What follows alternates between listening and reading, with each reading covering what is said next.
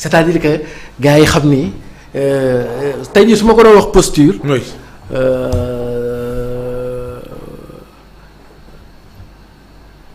Le contre de posture serait peut-être disons Idrissa Seck mais moo damay tooñ rek et cetera c'est-à-dire que posture moo damay tooñ Idrissa mais Idrissa Seck la bonne posture ak nelam beeg festivité c'est très joli c'est-à-dire que posture bi mooy lan mooy dans ta pratique publique aucun sou public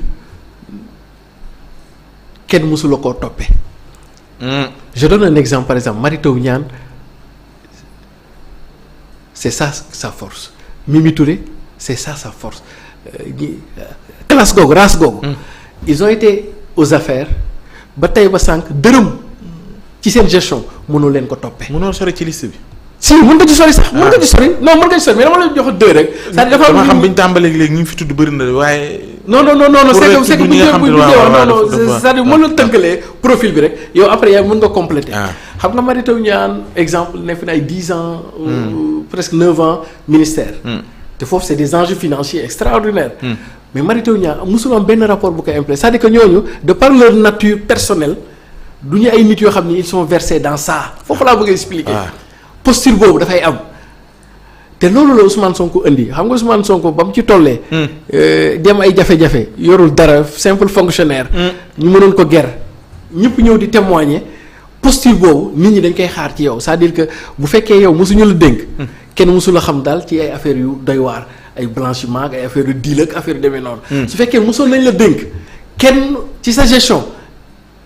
xam nga doo mel ni comme genre Diouf Sarr par exemple je parle comme ça. ou ay rapport épinglé nañ ko et cetera loolu posture dafay am. deuxièmement ni ngay taxawee ci espace politique bi. comprendre nga Ousmane Sonko daa ñëw taxaw ni lii la. xoolal matin midi soir mu ni lii la wàccul yoonam. droit dans ses bottes. c'est ça que j'appelle posture Amadou Ba tamit daa ñëw taxaw moom mu taxaw xam nga nu mu taxaw. daa ñëw ne Macky yow la. dafa nga Macky wax mu ni ko saa yow la man daal maa ngi sa ginnaaw loo bëgguma dara waa kay taxaw yi nii non jiitul xam nga topp ci ginnaawam rek est-ce que vraiment ba mënuloo daal droit dans ses bottes gis nga posture yooyu après dafay fay est-ce que vraiment. bu dee Amadou Ba c'est peut-être c'est ce qui lui a valu d'être nommé bu dee Ousmane Sonko moo tax askan bi topp ko doon. topp ko mu amee ko. comprends moo tax foofu.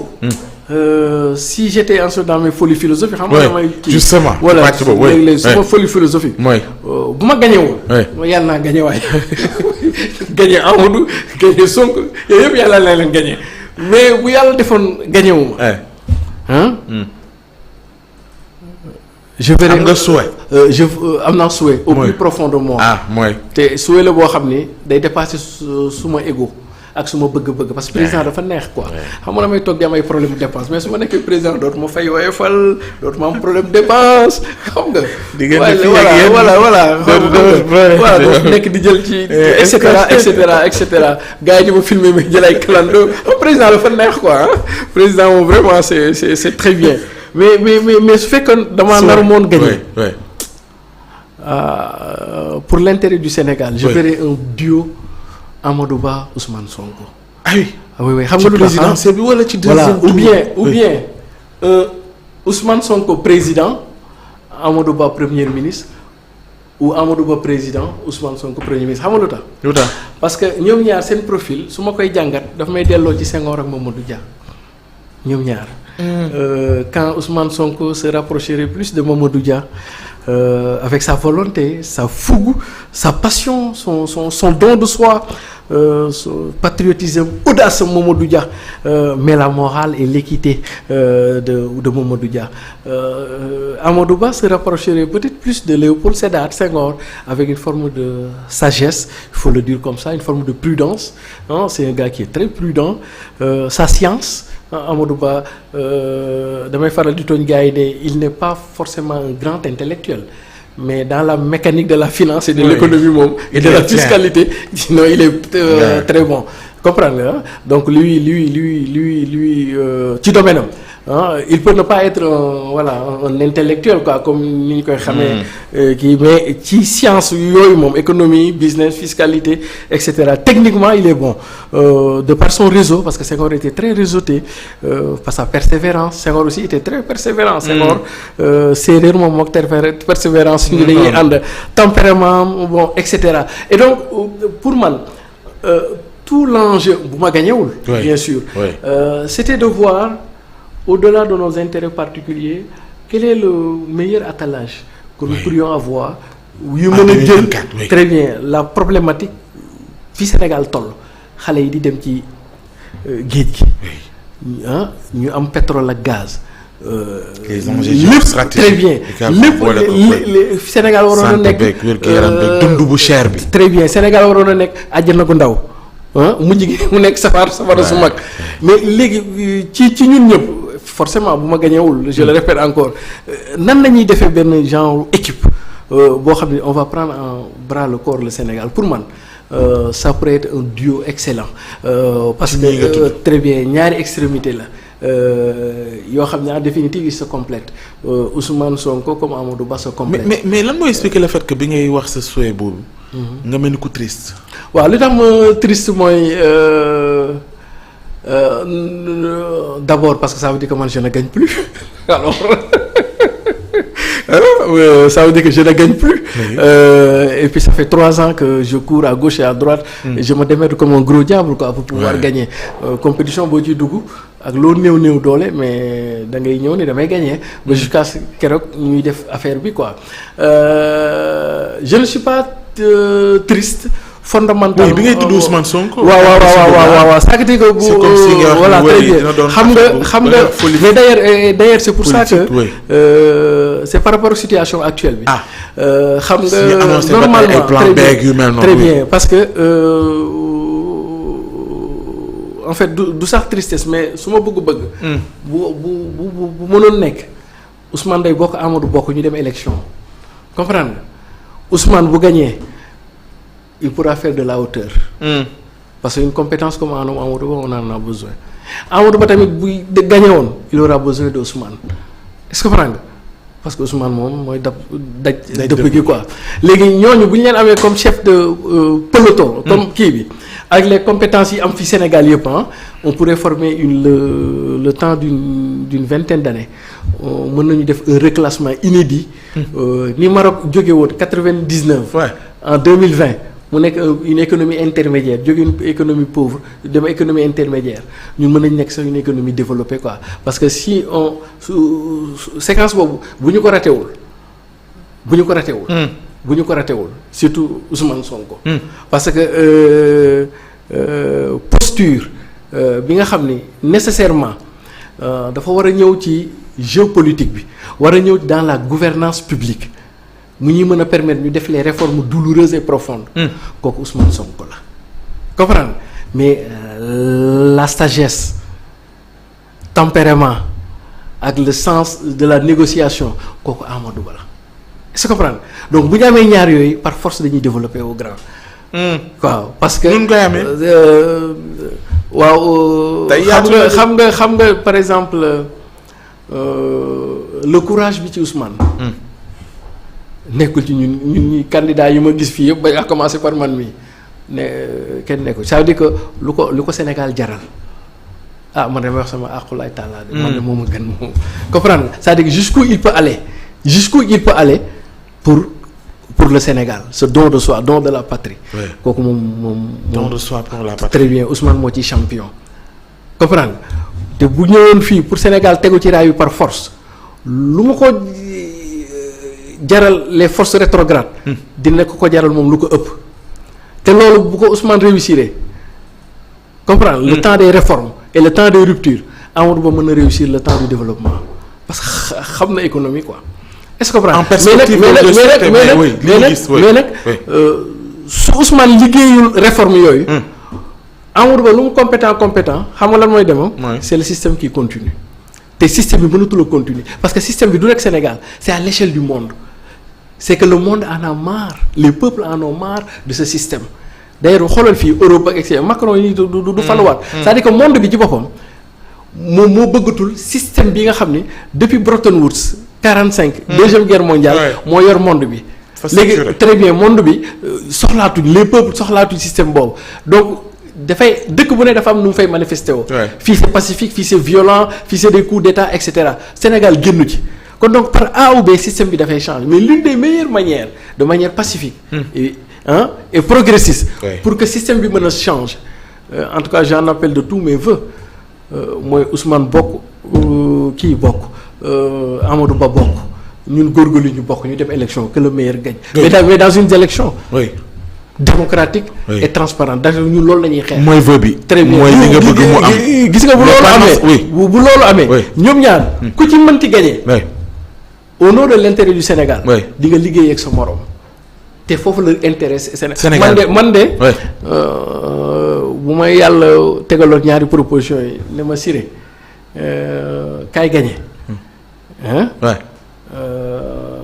ak nga jox ñoom Amadou ak kii ñu dem parce que man xam naa ni su ma gañee ñaar bu ñu defee duo c'est-à-dire bu ñu defee duo bari ñun ñu jàppale leen ci ginnaaw c'est-à-dire que ñu defandoo benn dynamique quoi li ñu mën a réussir man rek bu fa ma fal woon doo ko mën a réussir mais loolu mooy souhait bi dafa uuteeg réalité bi ndax da nga jàpp ni c'est un faux débat d'installer soi-disant plan B plan C plan Z jëm ci Pastef barki Dembo Ndiaye bi ko Diallo Diop waxee.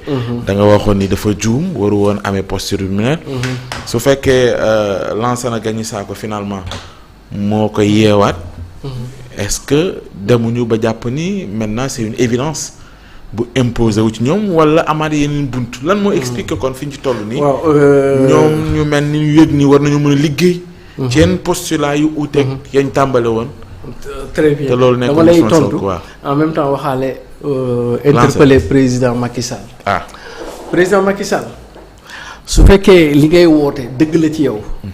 que Amadou Ba mooy sa candidat. le plus grand service que tu puisses lui rendre ce n'est même pas de battre campagne pour lui mooy bàyyi Sonko mu bokk. comprendre nga ñoom ñaar ku mën sa morom duma c'est le plus grand service que tu peux rendre à Amadou Ba su ma doon Amadou Ba le plus grand service bi moo koy ñaan Macky Sall mooy nañu def élection inclusive ñi war a bokk mais ce serait suicidaire pour Amadou Ba ñu organiser fi élection te Sonko bokkut. ndax la. du ko arranger parce que dafay nekk deux ba trois handicap ci pour moom ça veut dire que d'ailleurs foofu lay tontoo sa laaj bi Sonko moom ba fi may wax ak yow nii. ba fi may wax ak yow nii Sonko est candidat juridiquement comprendre politiquement je n'en sais pas parce que le Conseil constitutionnel a des dimensions politiques et des dimensions juridiques. comprendre mais la question juridique ça relève de la littérature c'est-à-dire que ay textes la dañ koy bind. la question politique nag elle est subjective. moo tax boobu du ma ci mën a dugg mais la question objective c'est que Ousmane Sonko est candidat et que si demain il devait y avoir une victoire du camp du pouvoir. La légitimité de cette victoire ne saurait émaner que de par la participation d'Ousmane Sonko à ces élections. élection bu ñu fi def Ousmane Sonko bokkul. le vainqueur même si c'est man mi Siré je ne suis pas légitime. ndax xañ nañu koo xam très bien très bien électorat bi moom maintenant Ousmane Sonko su bokkee ñu dem élection ñu daan ko su boobaa le peuple xam nga moo tax gaaw nguur gi ñii ay cuune ne ñii xamuñ dara.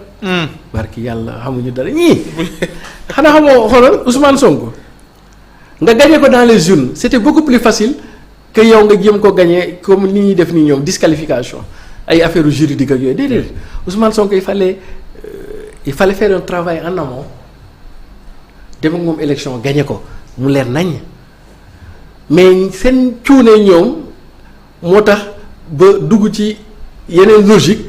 ba fi mu toll nii waxuma la sax Ousmane Sonko bu leen ne xam nga bu ñuy bëree yooyu noonu jarul sax ñëwee dama naan la rek nga daanu quoi ba Ousmane Sonko et cetera et donc fii il faut que ça aussi il faut que le président le sache. Il ne saurait jamais y avoir ici dans ce pays au Sénégal un président légitime, un président qui va réconcilier ce peuple-là. Oui. Un président qui va nous mettre sur des rails nouveaux. Ñu organiser fi élection te Ousmane Sonko bokk ci. Et d'ailleurs su ma doon Amadou Ba loolu dama koy poser sax comme conditionnalité. Ah oui. Ah mais oui parce que ñoom bu ñu éliminer Ousmane d'ailleurs ñoom dañuy am seen contradiction mineure ba pare. waay ñoom seen biir. mais beneen contradiction bi mooy Ousmane bu bokkul mais nit ñi dañuy xam ni kon finalement sénégalais dañuy sot parce que dañ naan comme finalement Khalifa Sall lijjanti nañu mu bokkee gone gi Wade lijjanti nañu nu mu bokkee et cetera mais Ousmane moom dañuy lijjanti du ñu bokk kon léegi nag Ousmane yow joxoñal kenn sax ñu topp ko. C'est-à-dire que on pourrait même avoir un président par défaut te loolu baaxul est-ce que comprendre nga. li ñuy wax naan Sonko par A ou par B dana feeñ ci élection yi. très bien mën nañoo yegg ci par B boobu. voilà mooy mu joxoon kenn. et puis ñu ngi tudd ay tur voilà tantôt c'est Guy Marius Sagna tantôt c'est kii maa ngi dégg sax am ñu tudd ay Déthié Fall ak yu mel noonu. mais conseil constitutionnel bis bu fi waxee ni Ousmane Sonko bokkul def na lu ko neex. waaw parce que amul benn raison objective buy tax Ousmane Sonko mënta bokk bu dee parrainage mën na ko matal man maa am problème parrainage mais Ousmane amul problème parrainage. léegi parrainage optionnel la non léegi non day dem les élus am na plus de 11 députés 13 députés. mu réglé ko. comprendre. donc te moom parrainage rek nga ko mën a baaree. kon donc ngir yàlla sunu conseil constitutionnel ngir yàlla Macky Sall encore il est temps. L'une des meilleures manières bi nga mën a rendre service au Sénégal après da ngay dem mooy organiser des élections inclusives libres transparentes et démocratiques comprendre et